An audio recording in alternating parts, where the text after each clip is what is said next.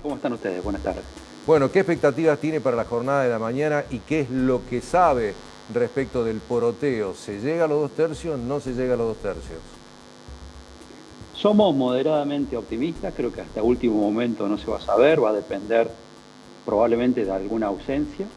Con los diputados que hemos conversado, son más optimistas que nosotros inclusive, pero por otro lado, algunas actitudes que está teniendo el gobierno nacional a uno lo hacen dudar muchísimo, porque ayer en la convocatoria a los gremios se ratificó la oferta que se había realizado previo a la gran marcha federal que se dio en todo el país, lo cual uno puede prever o anticipar una posición de cierta fortaleza por parte del gobierno. Entonces, la verdad es que no sabemos de qué asirnos. La información que tenemos es esa, que está todo muy, pero muy parejo y que se va a definir seguramente por uno o dos votos, cuanto mucho. Luis, hace instantes nada más el mismísimo gobernador Martín Yarlora se expresó con respecto a la ley de financiamiento. ¿Qué opina usted, pidiéndole puntualmente a los legisladores de Córdoba que acompañen esta ley de financiamiento? Y por otro lado, pensaba a cortísimo plazo el tratamiento mañana en el Congreso de la Nación, donde se busca tener ese 2 tercios de los votos, pero a futuro, ¿por qué es importante seguir sosteniendo esa ley? Es importante porque, por un lado, es una ley responsable que no va a romper el equilibrio fiscal ni el déficit cero.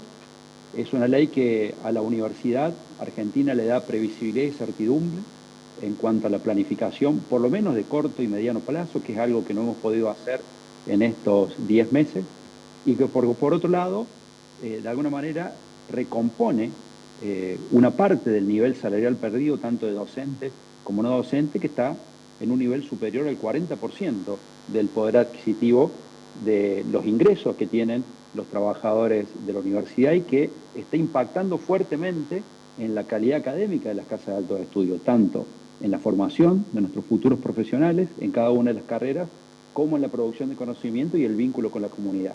Si se aprueba esta ley, como dije al principio, lo que vamos a tener es previsibilidad en el funcionamiento de las universidades para lo que resta del año y para el año que viene, que también nos preocupa 2025, porque el presupuesto elevado por el Poder Ejecutivo al Congreso es un presupuesto manifiestamente insuficiente. Es apenas unos puntos más de la mitad de lo que solicitamos muy responsablemente los rectores y rectoras en el marco del CIN. Es el 52-53% de lo solicitado como un mínimo, como un piso para poder funcionar. Por lo tanto, no va a haber ni un funcionamiento adecuado, ni siquiera una recomposición razonable de los salarios de los trabajadores y trabajadoras.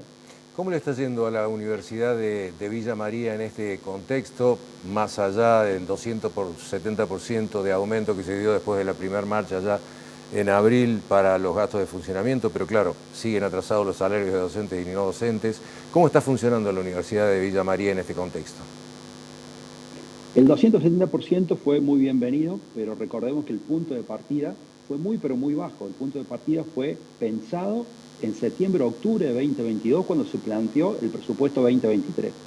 Recordemos todo lo que pasó desde septiembre de 2022 hasta ahora y pensemos, o sea, la inflación tan solo fue de cerca del 400% en ese periodo. Fue un alivio porque de alguna manera, frente a la reconfiguración del presupuesto que hicimos y todo lo que dejamos realizar las universidades, de alguna manera generó un respiro el aumento de 270%, pero evidentemente que no fue suficiente, no alcanza a cubrir ni siquiera parcialmente la pérdida del poder adquisitivo por la inflación misma que impacta en la economía de las universidades. Y bueno, lo que está sucediendo en materia salarial realmente es muy importante porque hay docentes que están renunciando a sus cargos, particularmente los docentes que tienen que viajar desde otra localidad a Villa María o que viajan a otras sedes de la universidad desde aquí, desde esta ciudad, ya les resulta antieconómico porque lo que cobran como salario no les alcanza siquiera para el transporte público, ni hablar si lo hacen en transporte personal. Bueno, estudiantes que están solamente viniendo, eligiendo a qué clase van a venir o no, por suerte tienen el boleto educativo gratuito, que es una política provincial que de alguna manera garantiza la presencia de estudiantes dentro de la universidad, pero también las políticas de comedor universitario no se pudieron sostener, las políticas de becas no se actualizaron, las becas Progresar han quedado muy retrasadas también.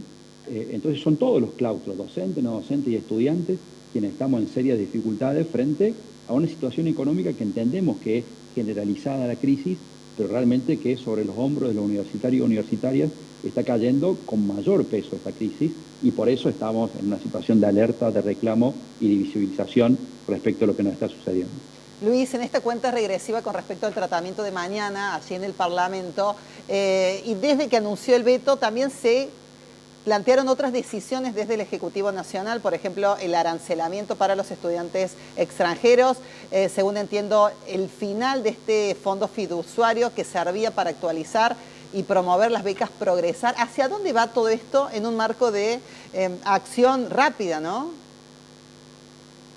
Yo creo que son maniobras distractorias. Los estudiantes extranjeros son una porción absolutamente mínima, pero muy mínima, de lo que es la cantidad total de estudiantes universitarios, que llega a 2 millones en las universidades públicas, de los 2,5 millones que hay en total, conjuntamente con las universidades privadas. No es un problema los estudiantes extranjeros, lo contrario, si los hubiera, nosotros en Villa María no los tenemos, o son apenas, se cuentan con los dedos de una mano. No resolvería nada, absolutamente nada, cobrarles un arancel. Y si llegan de asientos a la ciudad, qué bueno sería, porque serían divisas extranjeras de personas que harían gastos en la ciudad, que alquilarían en la ciudad, que se moverían dentro de la ciudad y la región. Bienvenidos los estudiantes extranjeros, si así fuera, no resuelve nada arancelar. Y por otro lado, dar de baja el fondo fiduciario que sostendría a las becas Progresar. Entiendo que es una provocación, porque ese fondo fiduciario nunca se constituyó en realidad. Los bienes fideicomitivos no estaban disponibles. ¿Por qué? ¿Qué razón hay para derogarlo justamente ahora, en el medio de una discusión entre la marcha, el tire y afloje por los salarios, la ley de financiamiento universitario, el veto, la insistencia con el veto o el rechazo al veto, y en el medio publicar un decreto que da de baja al fondo fiduciario? La verdad que no le encontramos ningún sentido que no sea una maniobra distractoria. Luis, le agradecemos muchísimo el contacto que ha tenido con nosotros. No, lo agradecidos somos nosotros por dar visibilidad siempre a lo que acontece en los ámbitos universitarios, y particularmente un medio universitario. Así debe ser, lo mismo hacemos nosotros con nuestra radio universidad y nuestra UNITV aquí en Villa María. Gracias. Luis Negretti, el rector de la Universidad Nacional de Villa María.